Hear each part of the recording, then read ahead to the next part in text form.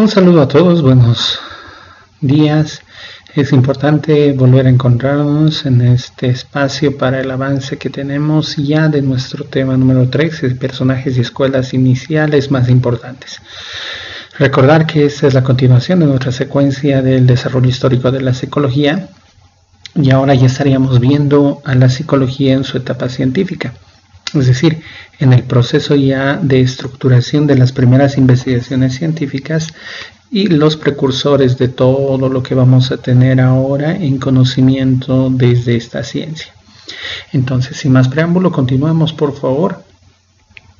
Y empezamos con, obviamente, puntualizar que la psicología científica inicia recién con el señor Wilhelm Wundt, que va a ser considerado el padre de la psicología científica por el aspecto que ya habíamos mencionado en una clase pasada, que él va a ser el que va a fundar el primer laboratorio de psicología experimental.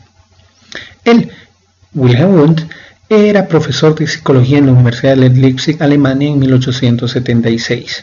Pero él no era precisamente un psicólogo, él era médico. Y aunque tenía amplios conocimientos en fisiología y lingüística, se había dedicado en estos últimos años al estudio de la conciencia. Para 1879, Wundt va a tomar la iniciativa de reservar un espacio en el edificio en el que daba clases y lo utiliza para sus investigaciones sobre procesos conscientes. Precisamente, estos van a ser, o este espacio va a ser el que después vamos a considerar como el primer laboratorio de psicología experimental. Incorpora también instrumentos para medir procesos fisiológicos asociados a la actividad consciente y por ello también responder de una mejor medida a las exigencias del método científico. Es el lugar que se va a convertir en el primer laboratorio de psicología. Va a ser fundado en 1879 o se toma como 1879 la fecha de fundación en la Universidad de Leipzig, Alemania.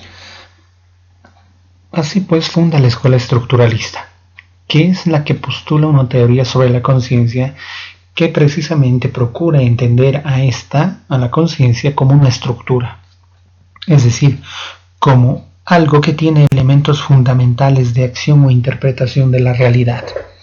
Y la conciencia va a ser el resultado de la combinación de esas estructuras fundamentales que se van a combinar para dar paso a una interpretación de los fenómenos de la conciencia.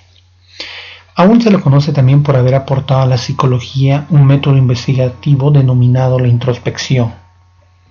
La introspección es, en términos muy genéricos, mirar hacia adentro. Esa era la única forma en la que se podía acceder a los elementos de conciencia, es decir, a una percepción interna de lo que sucede en el mundo psíquico cuando aparece algo en el ambiente. Es decir, se le presenta al sujeto un estímulo y él debe detallar el conjunto de elementos conscientes que éste provoca. ¿Qué quiere decir ello? La experiencia en la que uno se encuentra con la realidad y con un objeto de la realidad o un estímulo y éste lo mide, lo estructura, lo racionaliza en términos métricos, digamos, esa es parte de la física.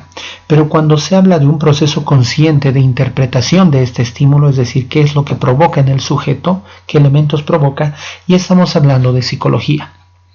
El ejemplo que Wilhelm Wundt postula es, por ejemplo, de las ideas, sensaciones o imágenes que se producen en la conciencia cuando te menciono la palabra manzana. Y entonces en sus investigaciones Wundt utilizaba tiempos de reacción, pares asociativos y todo lo que al sujeto se le venía cuando escuchaba esta palabra. Es decir, poniéndolo en términos de figuras, se le presenta al sujeto un estímulo. Entonces, lo que este estímulo va a desarrollar en la mente del sujeto van a ser una base de ideas que tienen que surgir cuando él ve este estímulo. Es decir, en la experiencia inmediata, él tiene que generar o va a generar su conciencia algunos elementos. Es así como funciona la conciencia. Entonces, estos elementos básicos que va a generar la conciencia frente al estímulo, él los tiene que ir mencionando. Lo que se espera es encontrar una estructura, unos elementos básicos de funcionamiento de esta conciencia cuando el sujeto ve este estímulo. Es decir, debe decir cuál es la interpretación que el sujeto tiene de este estímulo. Obviamente algunas palabras que podrían venirse a la mente serían hojas, fruta, ramas, rojo, etc. Pero aquí vamos a encontrar también una dificultad porque algunos elementos pueden no ser coincidentes o pueden ir variando dependiendo del sujeto, su contexto y también incluso el momento en el que se le aplique. Entonces esta va a ser una dificultad también para el establecimiento de esta escuela psicológica por esa característica muy subjetiva también que tiene. Pero es un primer intento porque al lograr que el sujeto verbalice lo que va diciendo ya se tiene referentes del funcionamiento de la conciencia, es decir, un registro de lo que él cree que es el funcionamiento de la conciencia. En esa medida ya tenemos algunos elementos objetivables y también en la experiencia inmediata observable puede hacer un registro de datos, lo que posibilita ya acercarse al método científico. Aún va a tener muchos estudiantes que se van a encargar de diseminar las ideas en otros lugares y muchos de ellos han sido también grandes exponentes en el ámbito de la psicología, como Edward Titchener, quien va a influir mucho en los postulados de las escuelas psicológicas en Estados Unidos. Stanley Hall, a quien se le conoce como el padre de la psicología del desarrollo y también es fundador de la Asociación Americana de Psicólogos, por dar algunos nombres.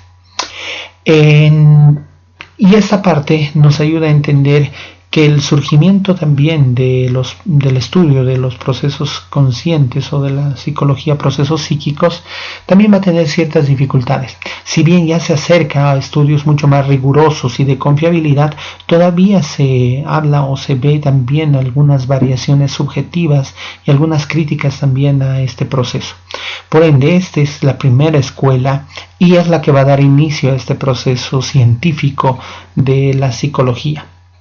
Dicho ello, y esperando que todos ustedes hayan logrado adquirir la mayor cantidad de conocimientos de este encuentro, les voy a permitir también una pequeña autoevaluación para los que quieran hacerlo en un link de un formulario de autoevaluación que va a estar a continuación en nuestra plataforma. Dicho ello, me despido hasta muy pronto y espero tengan buen resto de jornada.